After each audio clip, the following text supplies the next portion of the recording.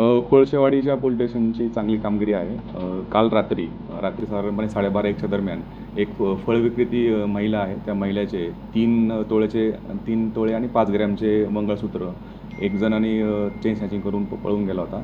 त्यानंतर आपले senior P-I Kolshewadi असतील अशोक कदम आणि त्यांच्या सर्व टीमने, पी-आय न्यायालय असतील, त्यांचे ए-पी-आय भायलाराव असतील आणि सर्व DB स्टाफने पुढील 2 तासामध्ये CCTVचा वापर करून 2 तासामध्ये त्या आरोपीला आपण त्यामध्ये अटक केली गेली.